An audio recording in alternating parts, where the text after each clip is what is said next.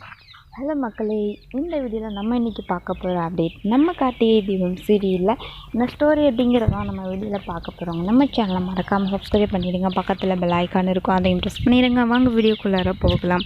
கார்த்திக் ஒரு பக்கம் அம்மாவுக்காக அவங்க ஆதாரத்தை தேடி அலைஞ்சிக்கிட்டு இருக்காங்க. அந்த கேமராமேனும் அவங்கக்கிட்ட சிக்கிறாங்க. பட் கேமரா மேலே அதாவது பிளாக்மெயில் பண்ணி அந்த ரியா பார்த்திங்கன்னா பிளாக்மெயில் பண்ணி வச்சுருக்காங்க. அந்த வீடியோ ரெக்கார்டை கண்டிப்பாக நீ கொடுத்துட்ட அப்படின்னா கண்டிப்பாக உன் தங்கச்சியை கொண்டுருவோம் அப்படிங்கிற மாதிரி ரியா ஒரு பக்கம் அவங்கள பிளாக்மெயில் பண்ணி வச்சுருக்காங்க.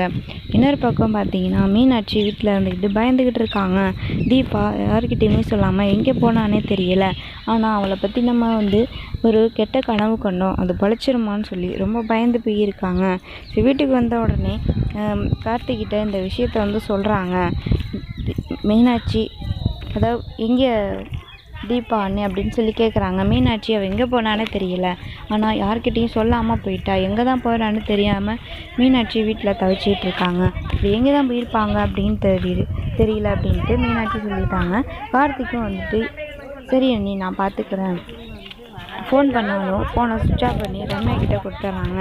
அதுக்கு முன்னாடி அதில் ஒரு வீடியோ ரெக்கார்டையும் பதிஞ்சு கொடுக்குறாங்க. அப்போது எனக்கு என்ன நடந்தாலும் சரி, நான் பண்ண போகிற ஆபத்தான பரிகாரத்தில் எனக்கு என்ன நடந்தாலும் சரி, அதுக்கு நான் மட்டும்தான் காரணம், வேறு யாரும் காரணம் கிடையாது அப்படிங்கிற மாதிரி நம்ம தீபா இப்படி ஒரு வீடியோ ரெக்கார்டை கொடுத்துட்றாங்க.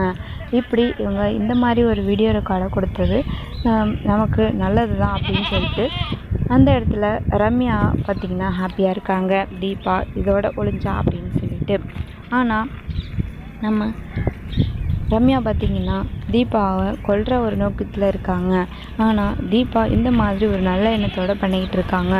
பட் நம்ம ரம்யாவுடைய அந்த கிட்ட மனசு அவங்களுக்கு புரியலை. அதோட தீபாவை ஆற்றுல இறக்கிறாங்க கோரப்பாயில் கட்டி. ஸோ அதுக்கப்புறம் தீபா இன்னொரு அவங்களுக்கு நீச்சல் தெரியாதுன்றதுனால அந்த கோரப்பாயில் ஒரு கயிற்றை கட்டி, ஸோ அவங்க அந்த கயிறை ரம்யா கையில் கொடுத்துட்டு தீபா ஆற்றுல இறங்குறாங்க. அதுக்கப்புறம் பார்த்திங்கன்னா இதுதான் எனக்கு நல்ல சான்ஸ், என்னை நம்பி நீ உன் உசுரை பணைய வச்சுட்டு போகிற, உன் உசுருக்கு நான் தாண்டி ஏமா அப்படின்ற மாதிரி